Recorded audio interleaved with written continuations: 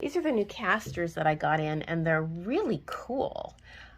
They swivel around and they have locks on them, and it's a really nice plastic, very rubbery plastic, and it's really smooth.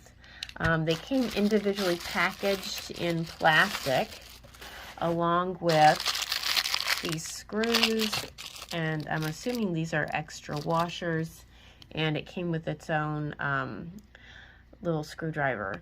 So here is the small cabinet that I'm going to be putting the castors on. This thing is super heavy. It's pressed wood. It has these cute little black handles on it, so it's going to match the black rollers, and then I'm going to put some handles on the side later, and I'm actually going to paint it and everything. But the first thing is to make it so that I can actually use it and move it, which I can't at the moment. So I'm going to take all the drawers out, and I'm going to attach the castors to the... Okay, that was both an interesting and frustrating learning curve. So when I tipped it over, I realized that there was edging on it, but the edging wasn't sufficient enough to put the wheels on, and there wasn't anything in the back to hold on to it. So I ended up taking the edging off, and I'll reapply it, make it a little bit shorter, and cut it so it all fits and everything. But I originally put them in, and as you can see, there's some holes there. And part of the problem was that when I turned the wheels, I didn't account for this side and this side right here, so I ended up having to move it. And another problem is that this is composite board.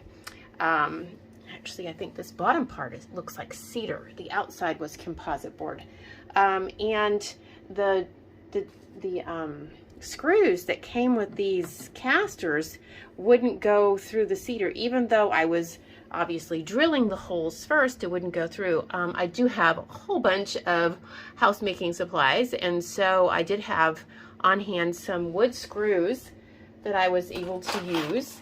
And so this one was, here's what I used right here. And so I would say that if you get the castors, you probably need to make sure that you also buy appropriate screws if the ones that you have aren't for whatever you're screwing it into. So now that we've got it on, let's turn it over and see how it does.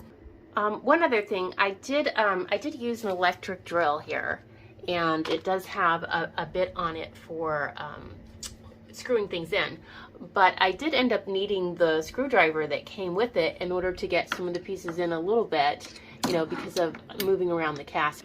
So it came out really well. As my daughter said as she helped me pick it up, really smooth wheels. Look at that, it just perfect.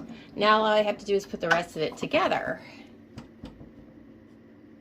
Unfortunately, because of the way it's constructed, I'm either going to have to cut the edges off the bottom or not use the stoppers, the brakes. Just a quick final comment about the castors. You know, I moved this so that my dog couldn't fall out of bed when he gets off the ramp, because the ramp is new. I'm actually going to move it back where it was once he gets used to the ramp.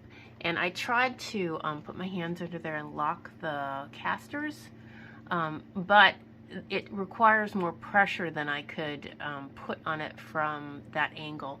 So I think that as far as the castors go, you have to be able to step on them. So keep that in mind when you're placing them, that you need to be able to have enough room to step on them, not just push your hands on them.